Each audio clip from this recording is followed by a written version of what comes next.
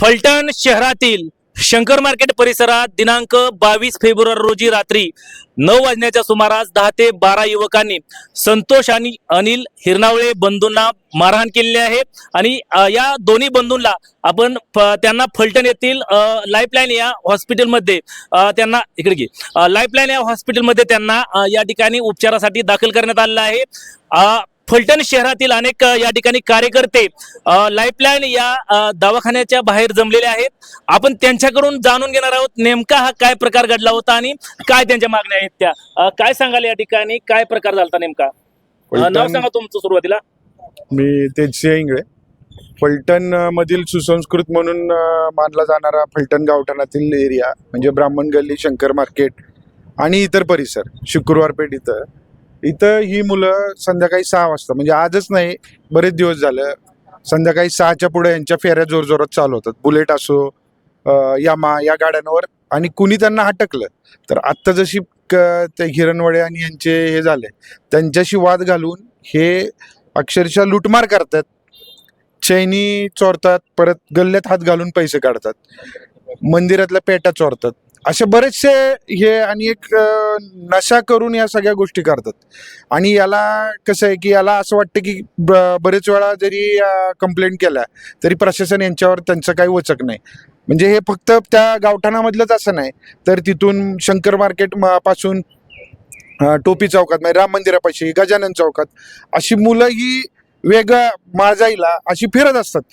तसंच तिथं त्यांचे नशा करायचे एक विशिष्ट ठिकाण आहेत म्हणजे ब्राह्मण गल्लीच्या खाली वेस आहे, वेलणकरांची वेस तिथून त्या ब्रिज पासून येताना, परत दत्त मंदिराच्या बॅक साईडला अशी ठिकाण आहेत। पोलिसांना ही सगळी ठिकाणं माहिती आहेत। काय आता तुमची मागणी काय आहे नेमकी? मागणी म्हणजे त्यांची ज्या मुलांनी हे सगळं केलेलं आहे त्या मुलांना अटक करून त्यांची त्या ज्या एरियात त्यांनी दहशत माजवली आहे त्यांची दिंड काढावी, त्यांना अटक करून त्यांची दिंड काढावी। पोलीस प्रशासनालाही सर्व कार्यकर्ते आज भेटले, काय नेमकं पोलिसांनी काय आश्वासन दिलं आहे? पोलिसांनी असं आश्वासन दिलं की आज रात्री 8 वाजेपर्यंत आम्ही त्यांना अटक करतो। आतापर्यंत काय आरोपींना अटक वगैरे काय निष्पन्न? ते म्हणतात एक आरोपीला अटक केली, पण आज आम्हाला तर तसं काही वाटत नाहीये, पण त्यांनी सांगितलं की एका आरोपीला अटक केली।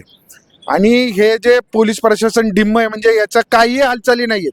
हे आत्ताच नाही, फलटणमध्ये बरेच दिवसापासून, मग याला कोण राजकीय जबाबदार असेल, सामाजिक कार्यकर्ता कोण जबाबदार असेल, कोणीही याच्यात कुठल्याही कार्यकर्त्यांनी किंवा कुठल्याही नेत्यांनी याच्यात हस्तक्षेप करू नये, कारण याच्यामध्ये त्यांना कुठून तरी हे मिळत असतं त्याच्यावर ते करत असतात। याच्या मागं जुगार चालू आहेत, अड्डा चक्री वगैरे जे काय म्हणतात त्या गोष्टी चालू आहेत, त्याच्यातून यांना पैसा मिळतो आणि त्याच्यातून हे नशा करतात, नशा करून हे उद्योग चालू असतात।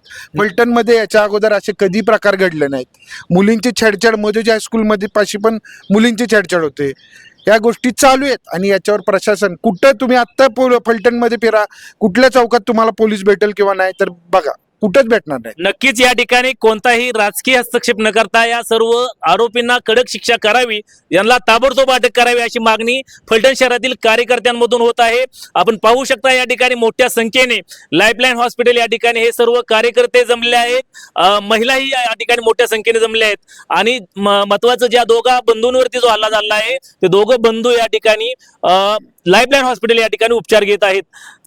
त्यांना फक्त हल्ला कशासाठी केला की त्यांनी फक्त हटकलं की गाडी हळू चालव म्हणून त्यांनी तिथं ऐकलं आणि नंतर जाऊन 5-6 जण 10-12 जण घेऊन आला आणि मग त्यांच्यावर हल्ला केला, दुकानातलं हे केलं, परत काय चेन स्नॅचिंग केली, अंगठ्या वगैरे बरंच काय काय झालं।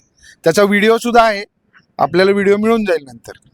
नक्कीच या आरोपींवर कडक कारवाई करण्याची मागणी फलटण शहरातील कार्यकर्त्यांमधून होत आहे। यामुळे आता पोलीस प्रशासन नेमकं काय भूमिका घेत आहे आणि पोलीस प्रशासन या सर्व आरोपींना कधी अटक करत आहे हे पाहणं अतिशय महत्वाचं ठरणार आहे। आमचे नमस्ते फलटणचे संपादक वैभव गावडे यांच्यासह मी राजकुमार गोपने, नमस्ते फलटण युट्यूब चॅनलसाठी लाईफलाईन दवाखाना फलटण।